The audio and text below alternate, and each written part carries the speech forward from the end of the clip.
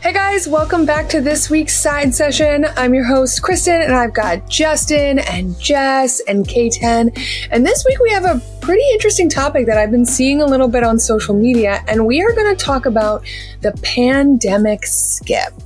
So recently I came across the article. It was like a narrative written on The Cut by Katie Snyder, and she talked about kind of like this weird time warp that happened for a lot of individuals because of the pandemic, that we have either lost time. For some people, they feel like time sped up, but most of it has been like they've lost time, that kind of like they have physically grown older, but emotionally, mentally, they still feel younger because life felt like it came to a standstill for them. So do you guys feel like you experienced kind of any of that during the last, what are we at? 3.5 years, going on almost 4 years.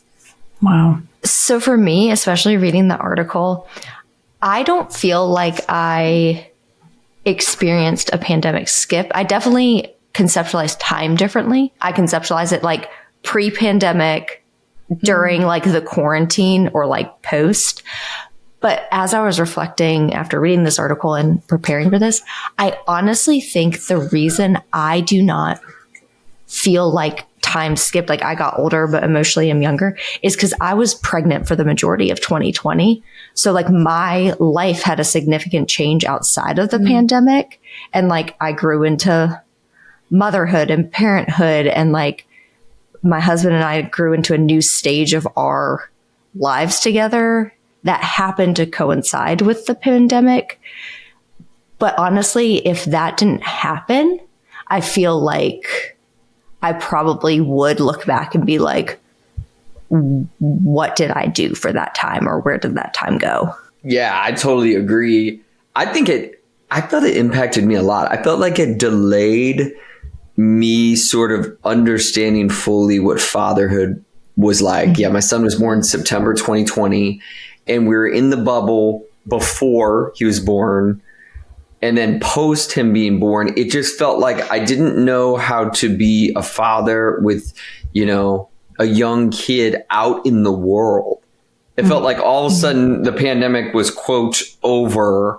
And I have this like 1.5-year-old. I'm like, I don't like it. There's no transition. It's just like now I have this like toddler and the pandemic's over. And it was a trip, and it made me kind of feel overwhelmed all at once because I'm worried about him getting sick and him being sensitive, being so young, and there's a lot of unknown.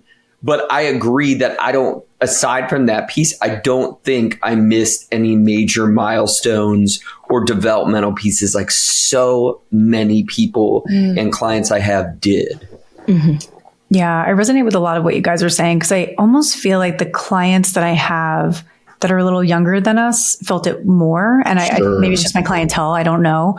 For me, I felt like, I don't know. I kind of felt like I was so busy during all of it that I just thought it was like a normal, I don't know, just busy syndrome. But when I actually look back, I keep thinking like, oh, I'm still 30. It's like, no, I'm a whole ass 33-year-old now. You know what I mean? Like, it's just like that part feels weird, right. Cause I left the VA. We moved from Phoenix to Missouri. Had a lot of grief, and I got really sick, as you guys know. So it's just been like a lot of events. But if I really look back on the time, I at least feel like the time went by quicker than it normally does. And I don't know if that's kind of the same as what you guys are talking about, but I just kind of feel like Kristen said, it's like pre-pandemic who I was, and then post-pandemic. And I'm still trying to catch up with like, okay, am I going to be back to normal? Like, I still feel that way. Like I'm not fully myself. No, I agree. Like I think of life like pre-pandemic, post-pandemic. And like there's that 3 years kind of where like, especially those two where life was really, really wonky, like isolated at home. And then like we kind of were going out, but like not really. Like it was more acceptable to go to the grocery store and things like that, but you still weren't going to like concerts. You were going to concerts, but everybody was still masking. So there was definitely like, that shift in time, but it felt like, I think for me, like I had a very weird experience where, you know, we shut down on like March 14th or something like that. I started a new job at the job I was at as a supervisor on March 1st. So like in a whole new building, a whole new team. And like, it was funny because I always said I didn't feel like I felt in that position, like felt good in that position until we went back to the office, because I felt like I didn't know who my team was. My team didn't have, you know, trust in me because everything went virtual. And that was the nature of community mental health then, was not virtual. And it felt a lot like Groundhog Day, especially for that first year, because everything was just so repetitive. I got up, I went to work, I sat in my house. Maybe I went grocery shopping. Maybe by the winter, we were going to Christmas parties with very like small grouped family members that we trusted. But that was it. Like it felt like Groundhog Day, and that nothing was changing. And I think the benefit that, you know, the social media maybe added to us is I made a ton of new friends during that time. But if I didn't do that, my social circle wouldn't have changed probably at all, because I wasn't doing the things to change my social circle either. And so there was like less opportunities too, because you were, you know, not being able to go out, you know, so it's hard. And like, it really, I think, one of the things she talked about is it really felt like life just paused in a lot of ways, but we did not. We continued to grow older. Like, there was no stopping that. You know what's interesting? I'm really glad that I didn't mean to cut you off. I'm really glad that you brought that part up. We're both unmedicated right now, ADHD, or at least our meds have worn off. So sorry for cutting you off. But I even think with the time standing still, I think like 2020, I felt that way. But after that, I didn't feel like time stood still. I kind of felt like I was still like going through the motions. But when I look back, the time went by way too fast. So I guess like what I took from that article is I don't really know how to capture time. It just feels like I can't categorize it with like a construct that I already know because it's all new. I don't know if that makes any sense. Yeah, I've thought about that piece a lot, because especially down here in South Florida where there are no seasons. It's wet and hot and slightly less wet and slightly less hot. There's no seasons. So everyone living in South Florida hears that and is like, yeah, that's it. Slightly less wet, slightly less hot. But what I mean by that is it made me realize that you measure, for me, I measure time through the natural holidays, birthdays, events that you celebrate, that you honor. And when you strip all those away, it was truly a time warp. Like, there was no Halloween. There's no real Christmas. You're not doing anything for New Year's. Then all of a sudden it's like Valentine's Day. You're not going out to dinner. And it's like, it's just like all the little things that you would kind of do throughout the year were gone. And it's like, that was hard. And I have this whole theory that since it seems like everyone goes so hard on holidays now, like, I don't know why. It feels like everyone's having a party now, or everybody's decorating. I think there is sort of this grief of like, we had it stripped from us. And now it's like, oh, I want to do it. Like, now I actually want to like celebrate it. But I think of all that, and I'm like, just imagine if you're someone who was going to graduate. Just imagine if you're someone who is going to go to prom. Like, those are all the big things. I'm like, if you remove them, what is time? What is growing older without events? So true. That's what I thought was so interesting about this article was the person who wrote it specifically kind of pinpointed that she went from 29 to being 32. And she felt like she missed out on this chunk of time, like with her partner, to do these fun things like travel and do like, you know,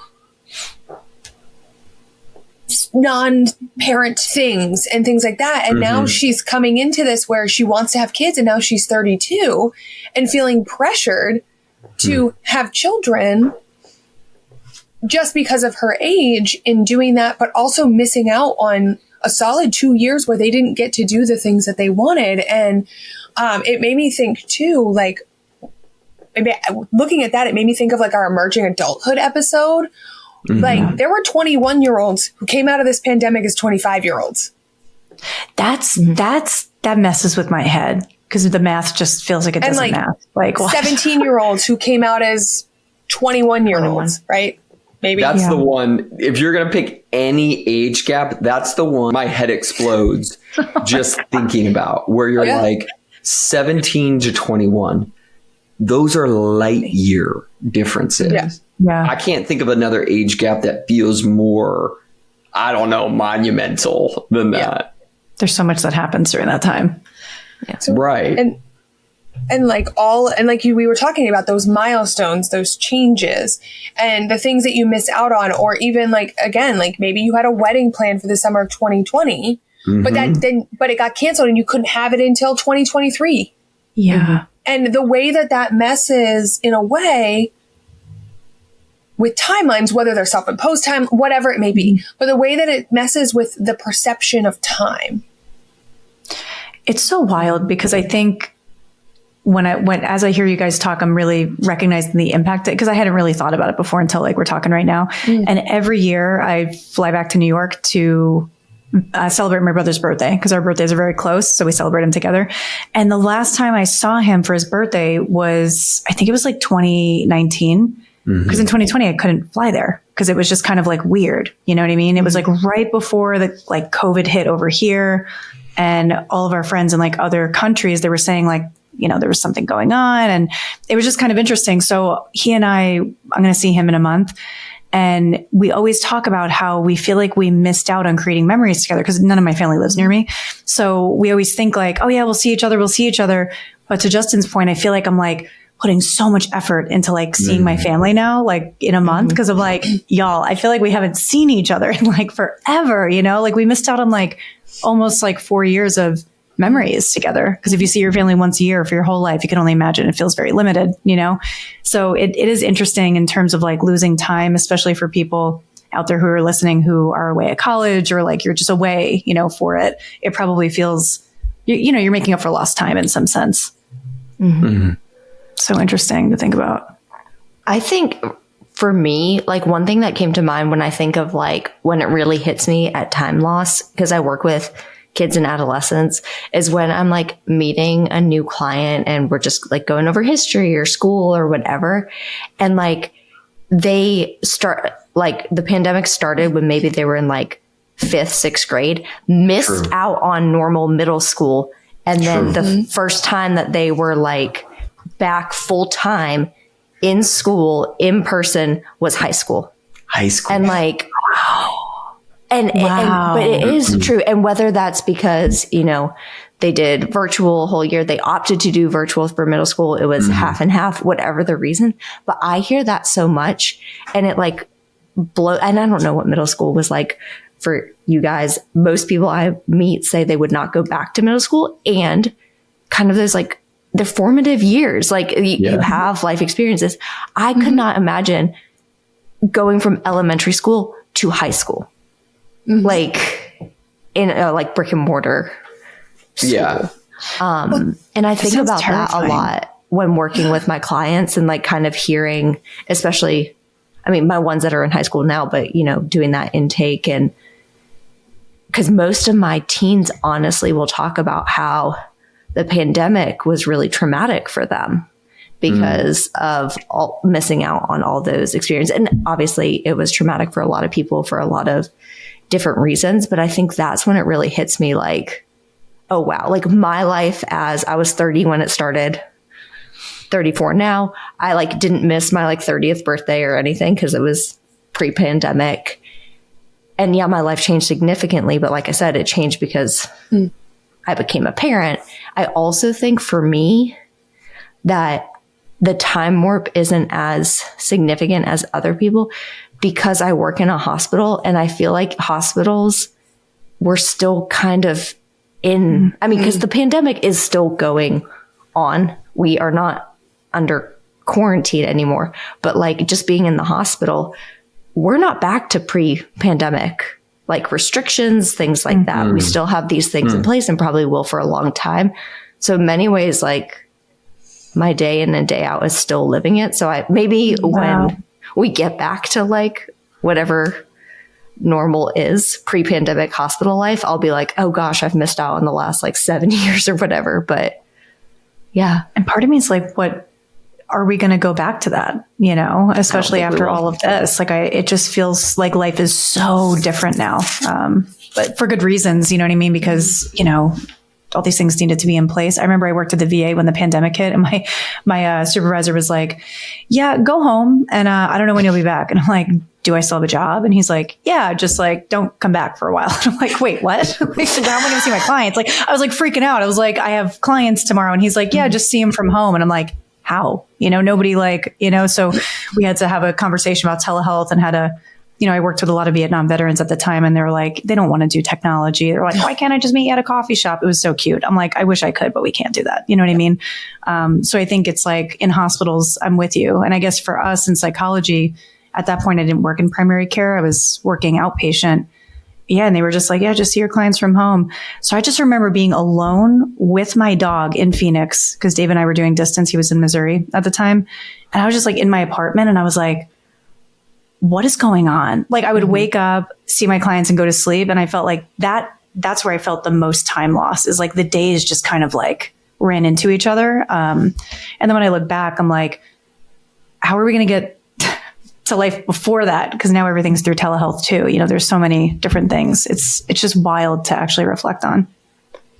That's a time warp right there, thinking, and this is not necessarily because of the pandemic, but thinking back to pre-pandemic, and we've mentioned this on the podcast, like the fact that we didn't do telehealth like regularly at all, and how much like the pandemic has like changed that. Like I'm like thinking back, and I'm like, yeah, until March of 2020, I had never seen a client virtually. Like it didn't really know how to do it. And Justin, I believe you said like maybe you had done, am I remembering this right? I had like for about 4 or 5 months before. Yeah. But but the system I was in beforehand, I'm not calling them out or anything. They had spent a couple years sort of dragging their feet of interviewing all these big like telehealth companies that they were going to think about maybe integrating. And I like just jumped in, because that's what I did in my private practice, and just started doing it. And I'm like, yeah, you know, it feels similar. But then, yeah, it made me kind of laugh, because once the pandemic hit, like that system I had left was like immediately like, we must. And I'm like, yo, you drug your feet for years on this, but then you were forced to. But I think that's how a lot of people adapt generally. Totally. If there's a need for it. Yeah. Yeah. I was going to say the article, one of the things that the article talked about was, it's also important to remember, like, this varies person to person and situation to situation. So there are definitely some people where, you know, they aren't good. They don't experience this pandemic skip. They didn't experience, you know, severe side effects. This wasn't a crazy, like, change to their life. For some, it was actually like a great thing, because they were like, I don't have to do it. I can stay at home. So it's definitely down to perception. But I saw a piece in there that was interesting, and it talked about, you know, we learned these things during the pandemic, right? These behaviors and these things, and even habits. And they're finding that a lot of people are not shifting back based off of, you know, maybe their age. So, right, it's pretty common for a 25, 26, 27-year-old to go out on the weekends. But they're finding that, you know, during the pandemic, you know, they became homebodies. They learned how to cook bread and homestead and all of these things. And then the pandemic sort of opened up. Like, we started going back to kind of a similar life in a way, but people weren't going out in that way. They weren't fulfilling, I guess, stereotypes of their age range. Yeah, I mean, I think I've seen it on both sides, kind of like Justin said about the holidays. I think there's some aspects of life people go like way harder into.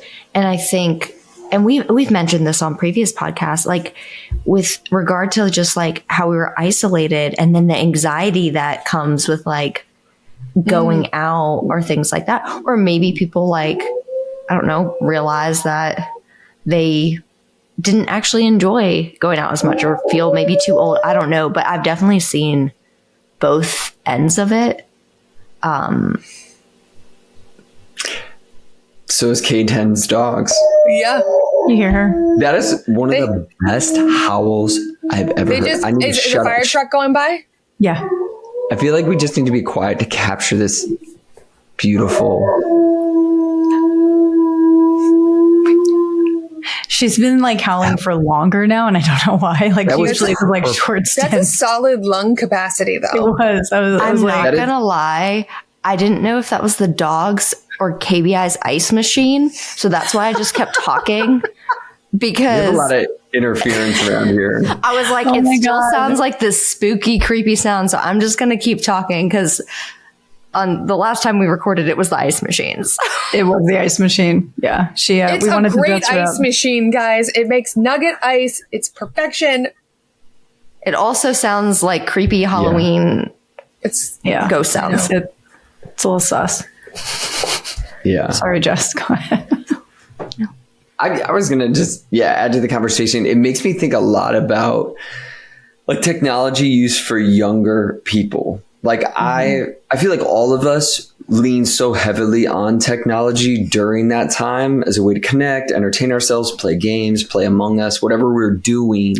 It's like we leaned heavily on it. But I think of like the youth was already really like into technology. Yeah. And then they go through this time where it's like one of your only outlets. And I'm somebody who still, I am showing my age where it's like the moments I can completely disconnect and I get out in nature and my cell service doesn't work. It's like I have this burden lifted off of me of like I feel like natural peace. And I just feel like that's going to become even more foreign for like Gen Z and Gen Alpha because of the COVID and the pandemic and having those years where it was like your main coping. Wow. So I don't know. Maybe I'm sounding like I'm 800 years old in this damn technology because it is great in a lot of ways, but in other ways it's such a distraction and it dysregulates us. Mm-hmm. And until you have experiences like being able to put it aside and see like, I don't need another war image shoved in my face today. Like until you can like separate from it and see how easy it can be to regulate without it, it just makes us more dependent on it, which it does make me worried. And I don't think it's going to change anything. Just an old man over here just talking about back in my day. Someone buy Justin a cane. I needed a cane for that rant for sure. You make a good point though, because I feel like I don't know. I feel like millennials, and I still struggle with like the time with millennials. Is it like, I don't know the ages, but I feel like millennials were like the last group to have lived without technology in the way that we do now. So maybe we have a greater appreciation for it. I don't know. Because I feel the same way when I could disconnect. I feel like I feel like my body relax. If I know my phone died, sometimes I'll just leave it. I'll just be like, fuck it. You know what I mean? Like whatever. But I do wonder like over time, if to Justin's point, like if people will feel so attached to their phone. I was watching a documentary the other day and it said people are already so integrated with technology to the point where they feel like they can't leave the house without it. Like think about going somewhere without your phone. It feels weird. You know? I agree. It feels weird. Like we're already so integrated, you know, and it is really difficult. And I do wonder how that affects mental health too, you know, especially now. Cause it's like, if we can't go back to pre-pandemic, then like, where are we going? Like, I don't know. I think about that all the time. I was just going to slip in. I'm big. That'd be such an intervention point for all our listeners or even us of like, for just like one night event, something like totally ditch your phone at home and just see what comes up for you. Like, I don't know what that looks like for you listener right now of like literally pretend your phone is broken and you just can't take it wherever you're going. I'm curious. Maybe it makes you anxious. Maybe it makes you feel free. But I think that's a cool, neat little like therapeutic intervention. I like that. I really like that.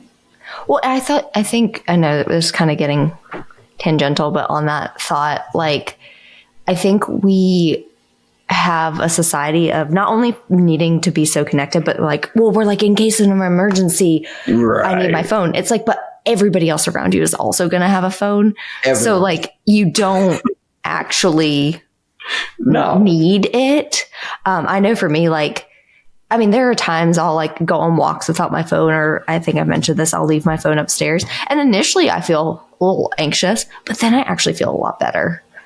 So good. But yeah. The only thing I was going to add or ask you all, I know the article mentioned a few reasons why there's this skip in time warp, like one big thing being like trauma and how like trauma and stress impact like our memory for events, the isolation. But I didn't know if you all had any other thoughts on like why maybe some people have really experienced this skip.